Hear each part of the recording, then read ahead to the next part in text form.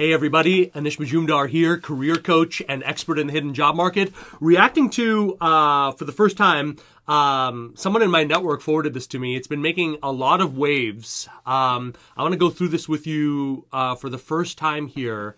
A crazy story, okay? Survey just released, surveying executives, leaders on the current state of work. Some of the changes that have occurred as we've gone into this like weird kind of hybridized model where some people are remote, some people are not. And now there's like this huge pressure on the part of executives to go back to the office, return to the office.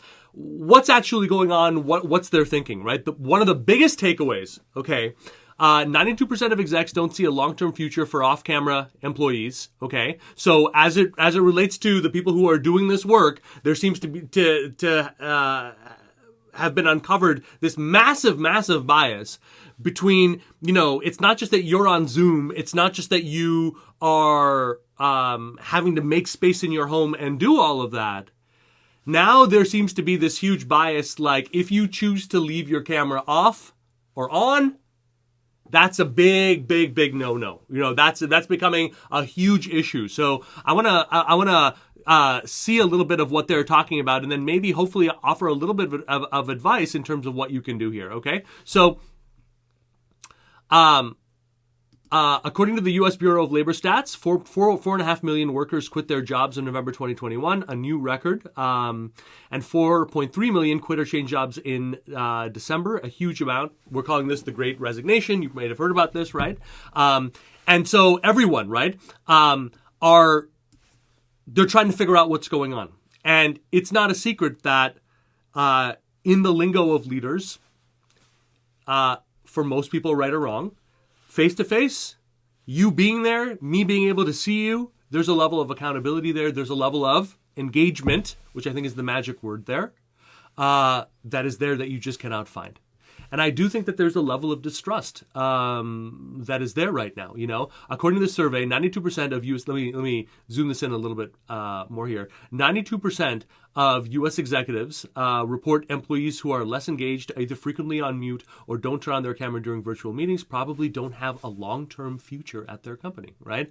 I wonder if the lack of being able to use more standardized sort of ways of engaging someone's productivity, their engagement, of course, all of this other stuff. I wonder if one of the things that's happening is that these leaders, right, are trying to sort of supplement a lot of that by just judging it, in terms of Zoom, a big problem because this to me doesn't take into account the way people work. Some people don't like to be on all the time, right? Some people, and I have to be very clear about this.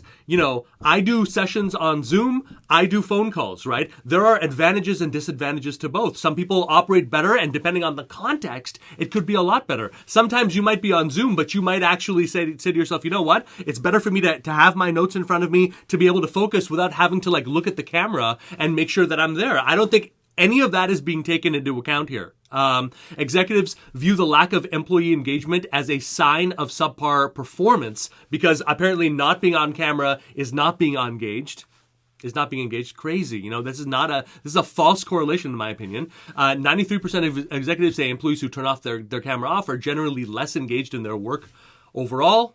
Notably, and that might be true. I mean, I'm sure that there's a percentage here. Let's be real about this. There are people who are I'm sure slacking, I guess, on some level, but I don't know, man. This doesn't seem right to me. This doesn't seem in line with the people that I've coached, the moms, dads, professionals out there. This seems like a really weirdly juvenile kind of micromanaging thing. The lack of engagement opens the door to executives making assumptions about employee behavior. More than 2 in 5 executives, 43%, suspect that employees who are on mute or off camera entirely are browsing the internet or social media, texting or chatting, 40%. So definitely something to consider. I think one way or the other. If you're someone who just prefers to leave it off as a default, it's definitely probably a good idea. At the very least, knowledge is always power, right? So knowing what the default is, knowing that an overwhelming percentage of leaders look at this type of behavior and are clocking it. I don't think the majority of people out there I think you're just trying to survive, right? I think you're just trying to do what you need to do to get through the day, to close the deal, to move something forward, to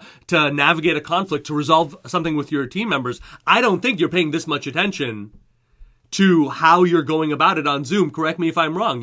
If I'm wrong, if I'm right, shoot me a comment. I'd really like to know about this. You know what I mean? Because I'm learning from people I'm working with, but you guys are out there, Executives take responsibility for failing to keep workers engaged. Surprisingly, many executives admit their company is not doing a good job of facilitating engagement. That's nice. In fact, nearly half of U.S. executives, 46%, say they're not providing the tools to allow their workers to be as engaged as their in-person counterparts. I think this is the other thing too, that, the return to office part of it, might be helpful also to look at it. I'm not condoning one way or the other. I think you should structure your life and your career so you have maximum options and freedom, like overwhelmingly. That's my take on it. So however you do that, you do it. Okay? But when it comes to this, I think being in office, being present, certainly being on camera, if your job has become more remote, I think it's a nice thing here that if it's not going to make a huge difference to you, put that camera on, obviously. Make yourself comfortable. Set up the background and all of that so that you're not, uncomfortable for a longer period of time, Another tip that is not being mentioned here that I want to give to each and every one of you, consider a hybrid model, right? So you're starting a session, right, with a client, whatever, right? At the beginning, you started on camera. And you can say, hey, Bill, would it be all right? Because we got to go through some details here. I just want to have the freedom to check my notes, and I want you to have the freedom as well. Is it all right if we just go camera off for this next section here, and then as we're wrapping up, I'll just pop in, and if you're good with it, we could do it that way.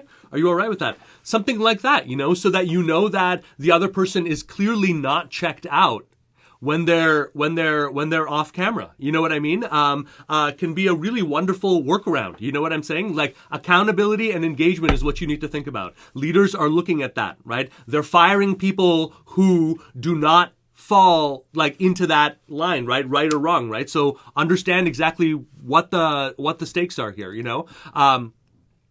Company cultures are broken. The tendency to compensate by resorting, this is the final sort of takeaway here. The tendency to compensate by resorting to an abundance of virtual meetings may be taking its toll. Nearly half of executives, 48%, cite too many meetings as a reason why employees do not talk during virtual meetings, saying that they had too many calls that they could have been an email. Nearly as many, 47%, say not speaking up is a habit that has developed among their junior staff. Fine. So one other workaround, that you can use, as a result of what we're looking at here, some of these takeaways, right? And I think that these are really, really valuable. But I think one of the key takeaways here, more than one way to be accountable, right? Don't just go along to get along. Don't just move along with a meeting, with something like that, if it's not going to be productive. Clearly, seeing employees stand up for themselves and saying, hey, what's the purpose of this? Can we address this? Use email. If you're better at writing, write. If you're better at staying accountable, send an update every week or so to your boss, letting them know about what the major challenges are,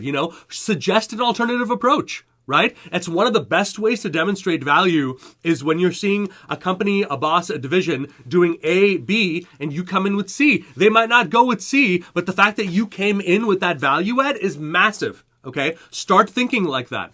Definitely, if you're in a meeting and you're struggling to contribute because you're not meant to be there, don't stay on there. You're not helping. Clearly, one takeaway from all of this is the silent shadows on Zoom calls and all of that.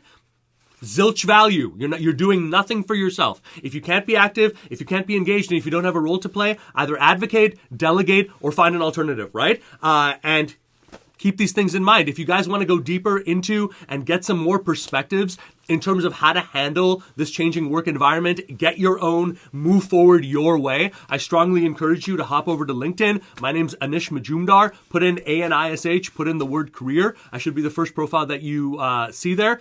Drop me a follow. My team and I, we're sharing information like this and opening up a dialogue with fellow leaders like this, and hopefully building a community of people who feel comfortable generating opportunities through what we call the hidden job market every single day. If that interests you, hop over right now, do something concrete. Thanks, guys.